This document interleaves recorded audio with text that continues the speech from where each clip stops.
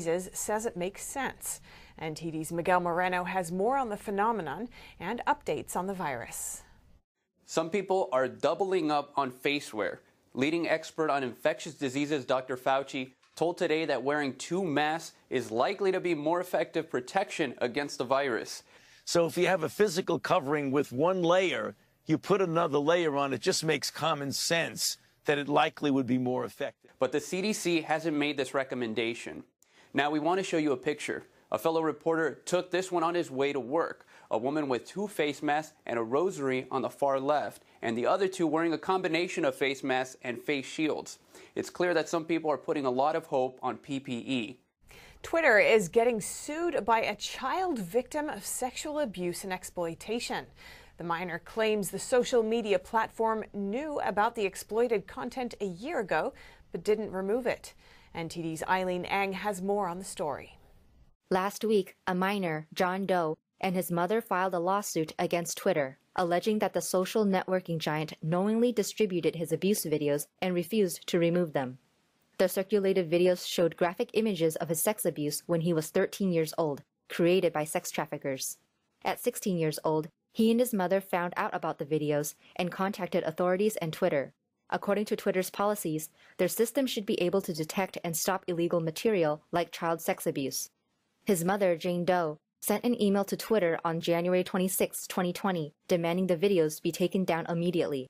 However, 2 days later, Twitter replied saying that, "We've reviewed the content and didn't find a violation in our policies, so no action will be taken at this time." According to Twitter's child sexual exploitation policy in 2019, those who violate their policy will have their accounts removed and reported to the National Center for Missing and Exploited Children. Videos of John Doe received over 160,000 views and 2,000 retweets, according to the lawsuit. The lawsuit also alleges that Twitter selectively removes or prevents certain content on its platform based on information and belief, and that his videos were monetized through distribution. John Doe is seeking damages under the Federal Trafficking Victims Protection Reauthorization Act. Eileen Ng, NTD News, California.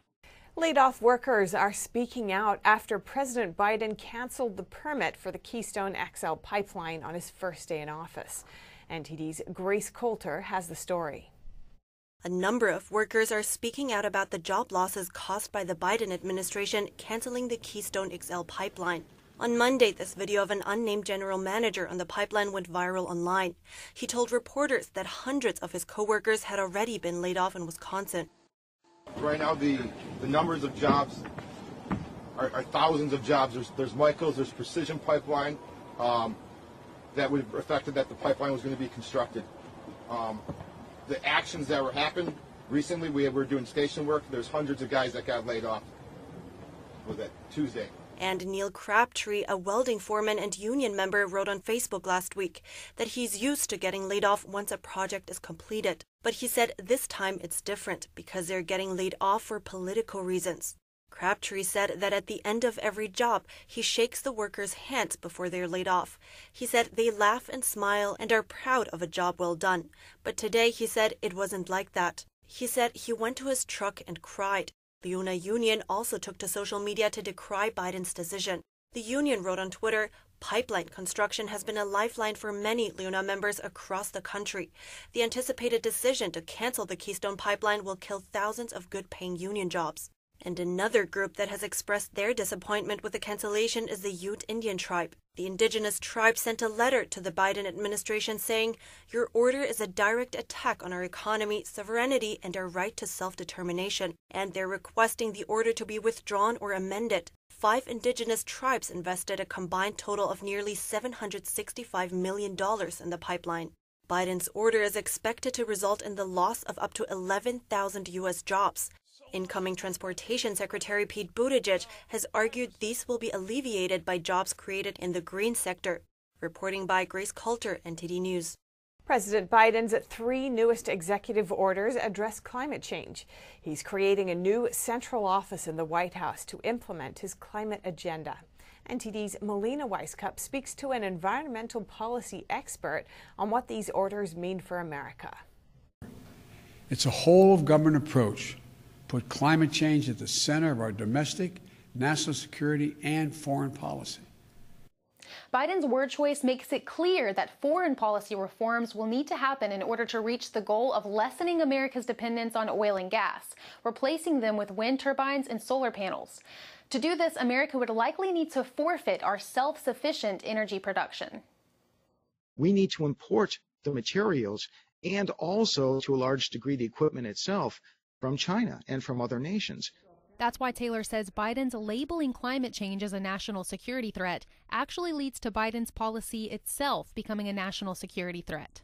So what we're doing is we're enriching our geopolitical foes, our potential adversaries, and at the same time we're impoverishing ourselves.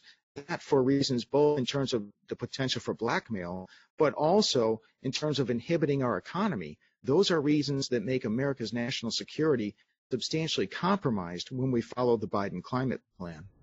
This series of executive orders is meant to put America on track to meet Biden's ambitious goal to have a 100% clean energy economy and net zero emissions by 2050. However, some studies show America has already reduced its emissions more than any other country in the world during this century.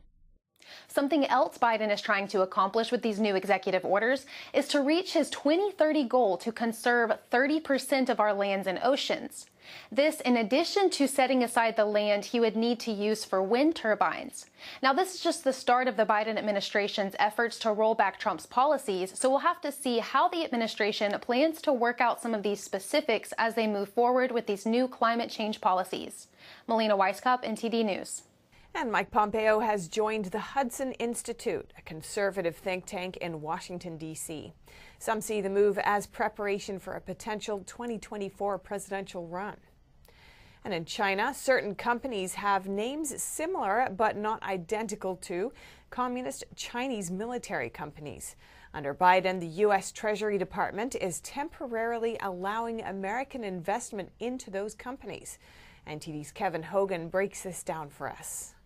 Let's go. Under the Trump administration, the U.S. banned investment in Chinese military companies. Trump set a deadline for Thursday to stop investment in companies that have similar names. But now Biden's administration has extended that deadline to late May.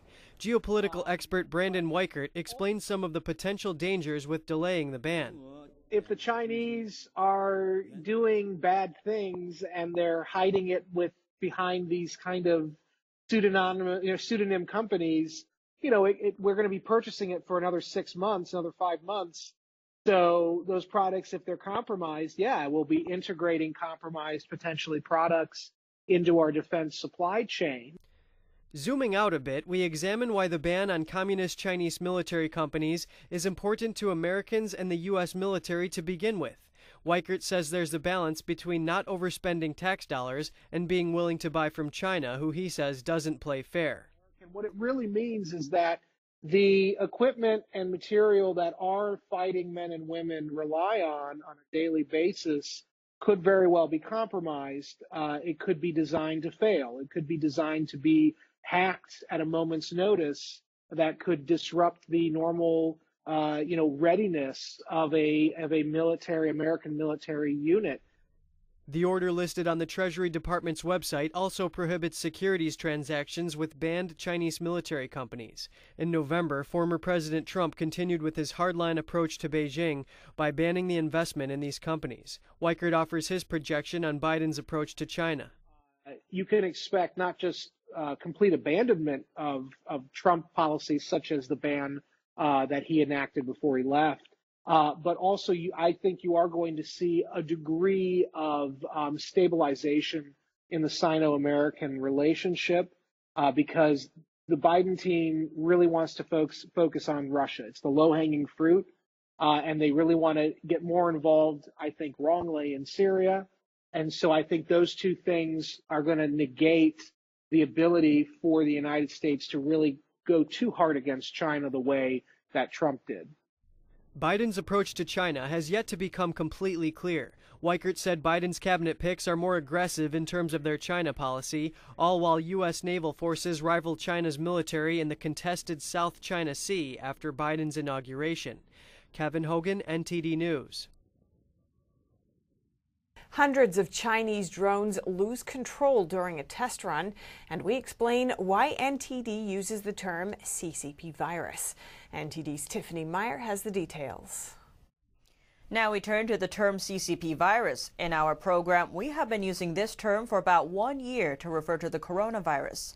In the early days, we explained why we chose this term, but to some viewers who recently started watching our program, they are asking why. CCP virus is short for Chinese Communist Party virus. The name is to hold the Chinese Communist Party, or CCP, accountable.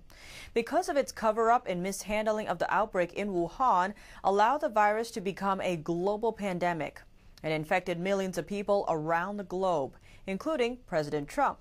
Inside China, communist officials knew about the virus at least in early December, but hid the information for weeks. Not only that, they also punished doctors who tried to warn others, including Li Wenliang. Li later died from the virus. The CCP also arrested citizen journalists for covering the outbreak and shut down the Shanghai lab that published the world's first genome sequence of the virus. The genome sequence is crucial for developing testing kits for the virus, and it's not just about the cover-up. The CCP later tried to shift the blame, claiming that the virus originated from the United States and Italy. Calling the virus the CCP virus reminds people of its true origin. It also makes a clear distinction between the Chinese Communist regime and the Chinese people, who are also victims of the regime's cover-up. Now we look to Chinese drones. Hundreds of drones appear to have lost control during a performance in China. Chinese netizens say the incident once again demonstrates the quality of made-in-China products. On Monday evening, in the southwestern Chinese city of Chongqing, a large drone performance test was held. But during the performance, hundreds of drones seemed to have lost control and crashed into nearby buildings, falling onto the ground and into the river. In the video, someone said the computer program was written wrong. According to local media, the drones lost control because the operating system suddenly stopped working.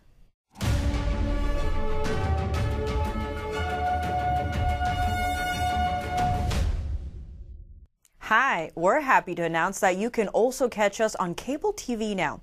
Millions of households already choose us as one of their trusted news sources, and you can too.